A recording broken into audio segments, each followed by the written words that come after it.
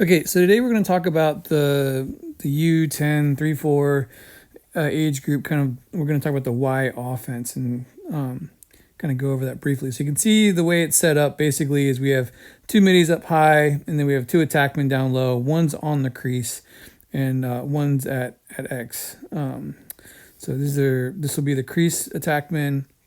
This will be the X attackman, and then we have our two middies up high. And what you don't see here is the two defenders that are way off by our box over by our goalie.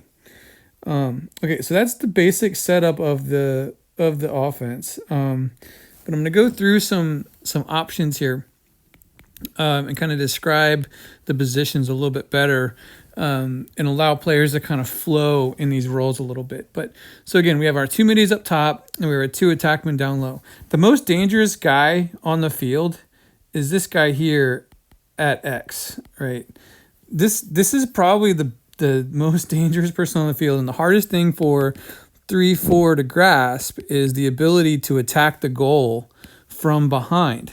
It's something that we watch the K2 guys do, but struggle with. But you don't really start seeing it till 7-8 in high school, where you start understanding like the biggest threat on the field is actually this guy here, just because the goalie is in the box, turn around looking this way. And then when he does that, the defenders naturally want to slump down toward that guy at X. And then as he kind of comes around this cage, he can get some quick passes off. And ideally, someone can get open and get a shot off. We call that feeding from X. So again, this guy at X, he's an X attackman. He's the most dangerous player on the field. And we want to start our offense always from X. And I'll explain more what that looks like.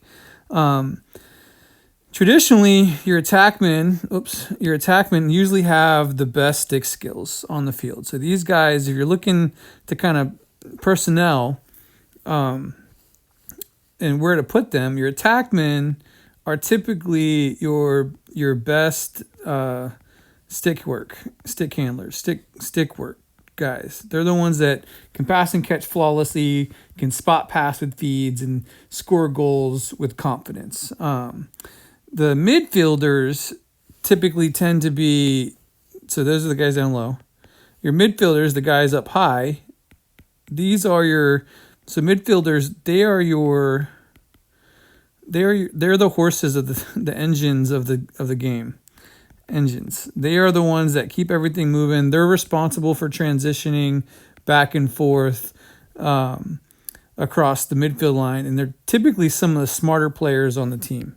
And I'm not underselling that.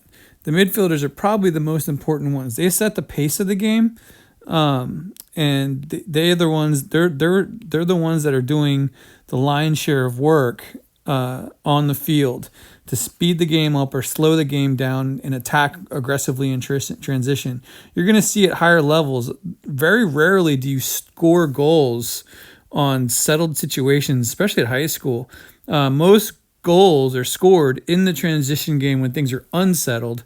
These terms become more and more familiar. But again, so the roles. We have the X attackman back here at X. We have the crease attackman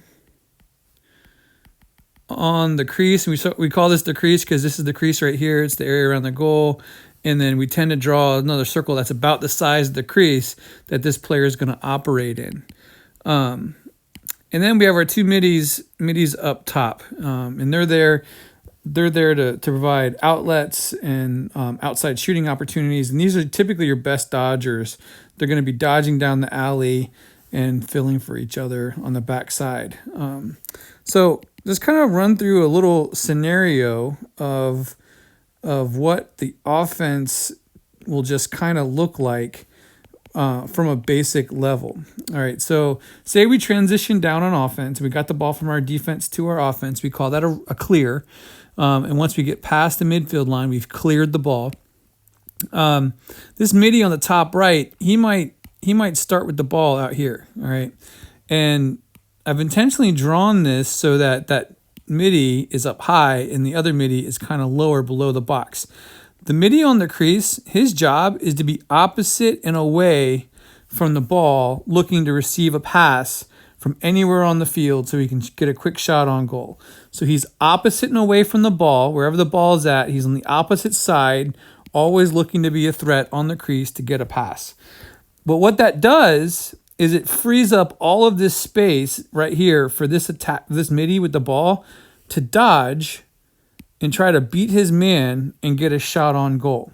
Creates all that open space. And then if we dodge, we don't want to just sit there and watch. We want to be doing things. Everyone's going to be doing something at the same time. So typically what will happen is this midi will dodge down this alley. This is a left-handed dodge. And as it's happening, the other midi needs to be filling up topside, looking to get open for him.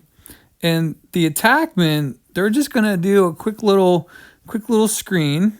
This, depending on how we want to do it, this attack on the crease is going to kind of C-cut curl, look to receive a pass, and then he's going to come out of the crease, come around this way, while the attackman from X is going to start pinching in toward what we call GLE, goal line. We call this goal line extended, right? And so he's just going to come all the way up and can continue to fill for the guy on the crease and do that little C-cut action again to potentially get open. Because what happens is this midi dodges down. Now he can look. His first look is going to be forward to the guy behind at X. His next look is going to be to that crease guy on the crease. And his third look is to roll back. We practice this. Roll back, and then throw back to the midi up top that's filling for him, okay? Does that kind of make sense? And then as that happened, then now we just reverse everything. So let me just draw that again real quick. And notice there's a lot of information. It'll become second nature the more we practice it. So now we're kind of like this, right? This guy's going to continue he just made the pass back up top. And he's going to follow that pass, right? As this midi then dodges down this alley. And we still do that same look where we have the attackman coming, pinching tight to the crease, then cutting through and C-cutting back for the ball, while the attackman on the backside backs out, looking to receive a pass as the dodge is happening, and then filling in on the backside to be the forward look as this midi continues his dodge. And then this midi is going to continue filling. This principle that we call is called vacate, fill. And we're going to talk about it a lot at high school.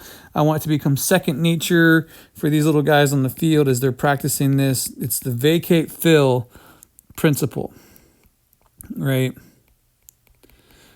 And basically what that means is vacate. If you see someone coming towards you with the ball, you need to get out of the way. And that's why we cut. If it's this guy, we cut through the crease looking to receive a pass. This guy vacates out to the back.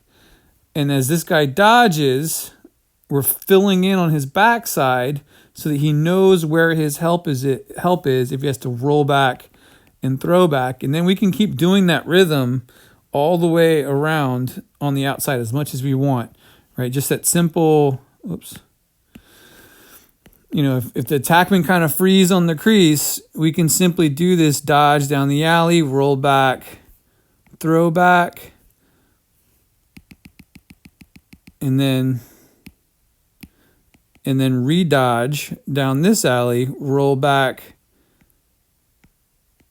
throw back, and just keep that that pattern going around the top until one of these guys can get open on the crease, right? So we're just going to keep working that scenario, kind of working that. We call this our Y offense, because it really is the shape that we're in, right?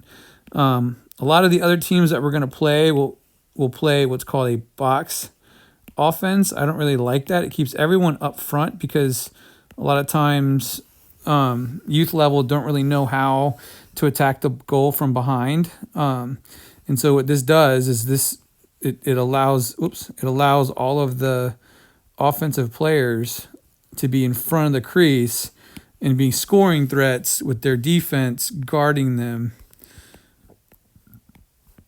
man-to-man, all right?